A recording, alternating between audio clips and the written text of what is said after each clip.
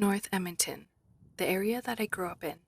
Today I'm spending the day celebrating communities and dishes that are not only focused on bettering the neighborhood, but also bringing delicious meals to surrounding families. My first stop is Boxcar Coffee Shop in the neighborhood of Calder.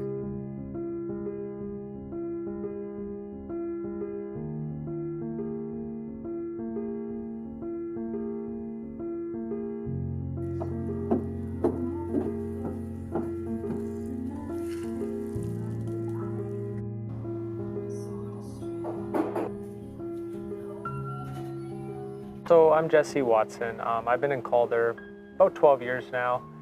Walked by this building for quite a few years, and it was kind of, I'd say, the blight in the middle of the block. A few years ago, we had the fortune of stumbling across a random for sale sign. Went to the owner, said, we want this building. There was something about the streets, something about Calder's kind of rejuvenation that was happening. We kind of saw infill occurring. And we thought we want to put something here, and it's probably going to be a coffee shop.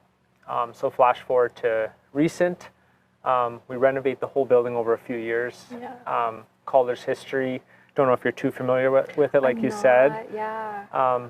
It was its own town. It was part of Grand Trunk Railway, and so it was annexed in the city in the early 1900s. And so with it, this was actually the original downtown.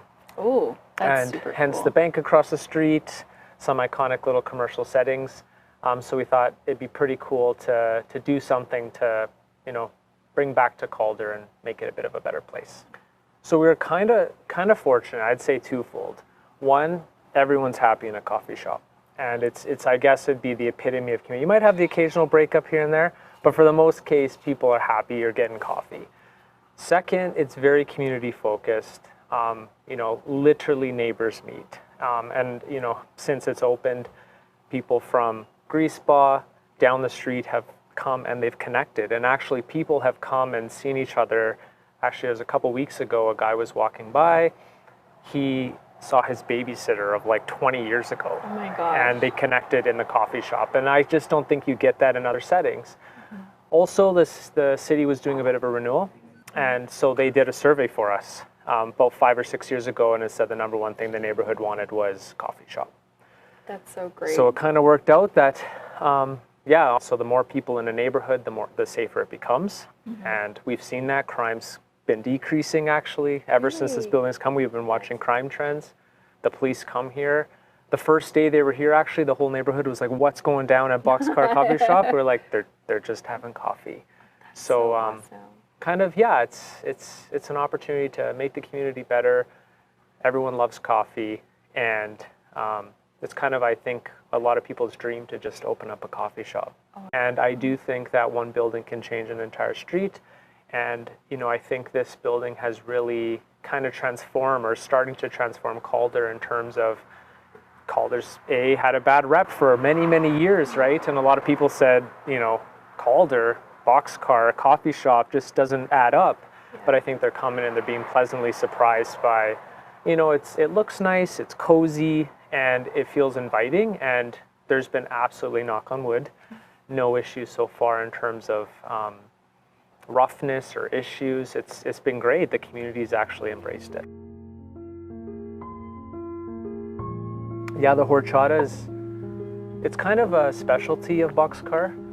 We have a bit of Mexican influence. My partner Antonio, he's Mexican, so horchata is actually a Spanish drink. It's peanuts and cacao mixed into a flavor with some condensed milk, and you have a drink, hot or cold. Tres leches. So I don't know if you know too much about that, but it's a milk cake. And what I love about it is actually a lot of Mexicans have it as their wedding cakes. This condensed milk, and then evaporated, mixed into a sponge cake with some whipped cream on top and custard. I'll let you experience that for a sec, but I'd say it's a fan favorite. And when I go back to, Mexicans having it as their wedding cakes, it's definitely a delicious cake. Right away, I'd say the impact of the community has been pretty great. We've had, firefighters, police officers, EMS, all joining and coming here on their breaks, which is really good for the neighborhood fundamentally. It's making us safer. We have people traveling from all over the city. I like to say a lot of Southsiders. And you just know because of their cars, yourself included, here you are, traveling to kind of have an experience, which is pretty cool. But what's really great is a lot of the houses and commercial properties being sold right now are featuring Boxcar. They're saying next to Boxcar Cafe, which kind of tells you that things are changing for the good, that you've done something good. So the bank actually across the street, it's been vacant since 1993. Apparently it's just sold and there's 5 businesses going inside. Oh, wow. Which, you know, I'm not gonna say we're gonna become the Richie of the North, but maybe we will. And you know, it brings destination, it brings people together. Coffee shop's great, but it's very come, leave. It's nice when people have destinations, clothing stores, butchers, you know, where it's really a, you know, walkable neighborhood. So that I'm definitely looking forward to. The city's put a lot of renewal in, trying to make it plaza with benches and seatings out front, a bike lane across the street, so accessible. So I think with the rate of infill and a lot of families moving in, it's kind of would have been unimaginable 10 years ago. I finished chatting with Jessie with much more knowledge about this wonderful neighborhood. I then made my way down 127th Street to visit a local community hub for some delicious ingredients.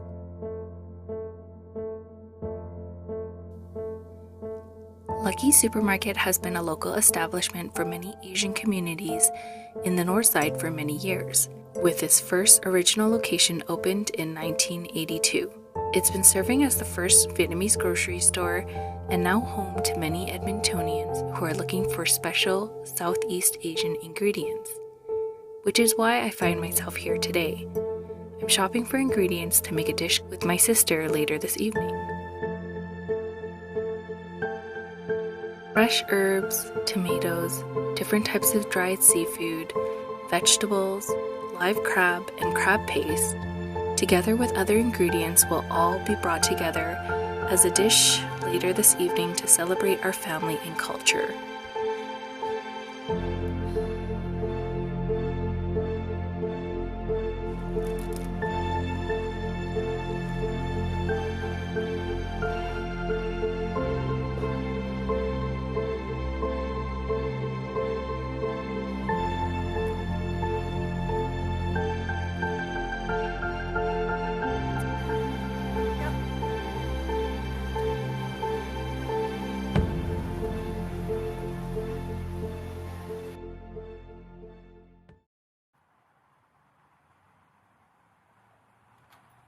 Before I head to my sister's, I make a stop at a familiar chicken spot to meet with the owner and good friend for a discussion around community, traditions, and delicious family-oriented meals.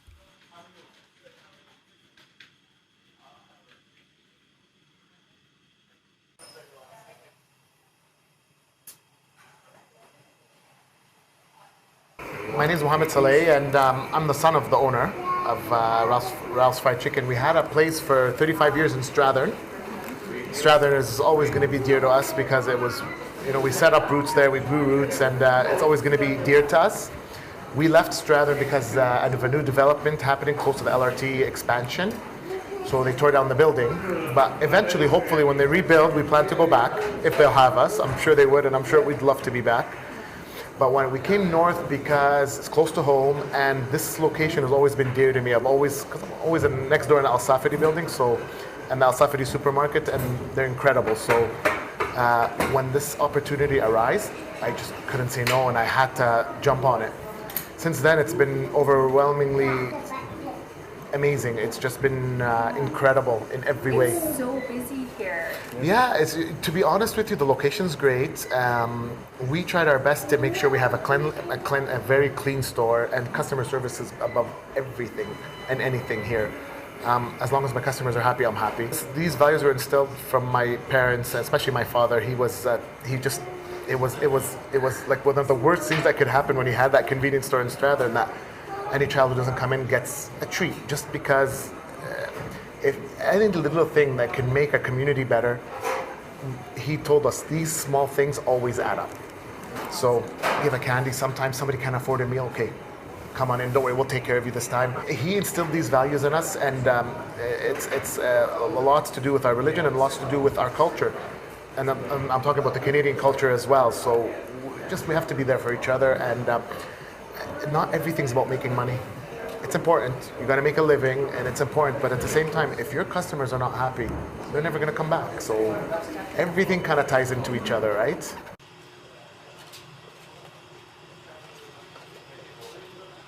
I was kind of curious, like, did your dad always offer chicken at the convenience store, or? So yeah, it was always there. Yep. The recipe's obviously a secret. To be honest with you, I don't even know what the recipe is. It's locked away with my mom and my dad, and yeah, they made sure that they fine-tuned it over the years, and they made sure when they got it to exactly where they wanted it, they made sure this is exactly how it has to be. So yeah, sometimes we'll get the odd thing. Okay, it could be less salt, or could be more salt, it could be. Everybody has a different taste bud, but we try to keep a consistency as to the fullest degree. So that's the biggest thing. As long as it's consistent, hopefully we'll get more raves than dislikes, right? Yep. No, exactly. it's so good. And then I snuck a couple of wedges in my earlier, Okay. and they're so delicious. So did you guys eat a lot of fried chicken as children, like when you were parents? It was part of our daily diet, but it was something like after a point you say, okay, you think you'd get bored of it eating it every day. We never.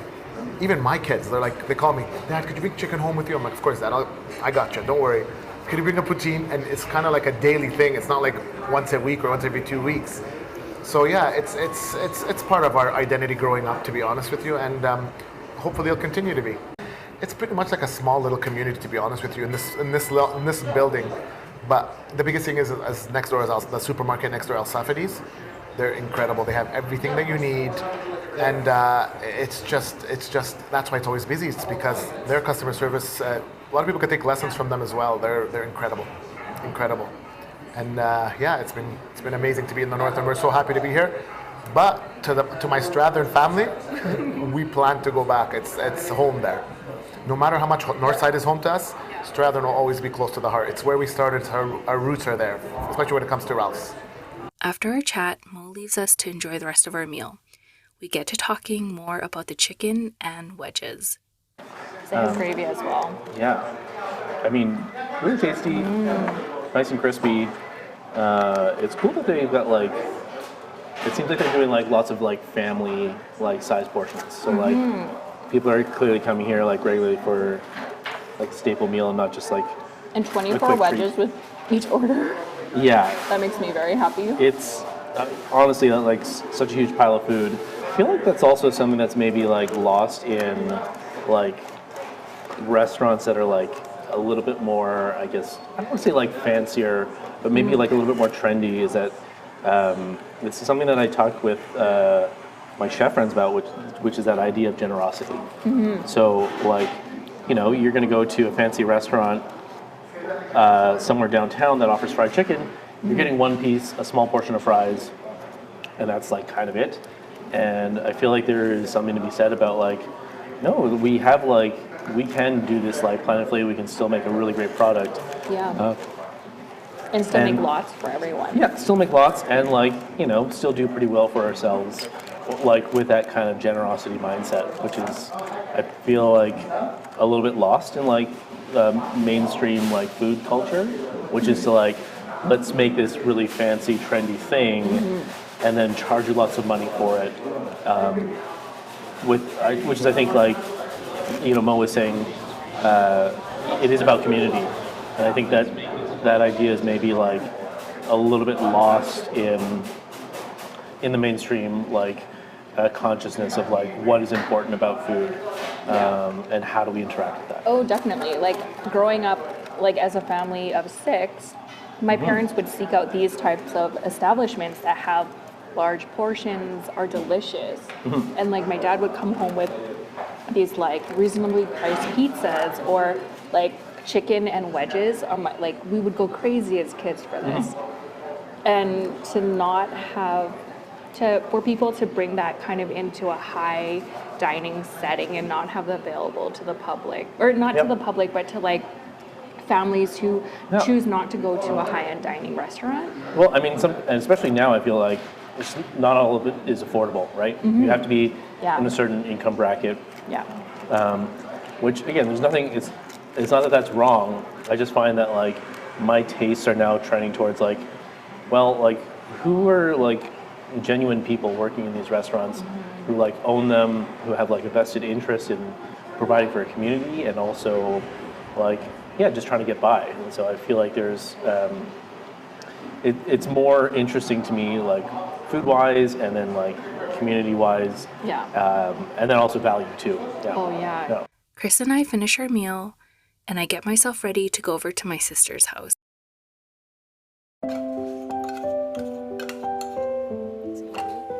Being in the Northside today has brought back many memories of growing up in this area, driving down 97th Street, and visiting many Vietnamese restaurants in the surrounding area.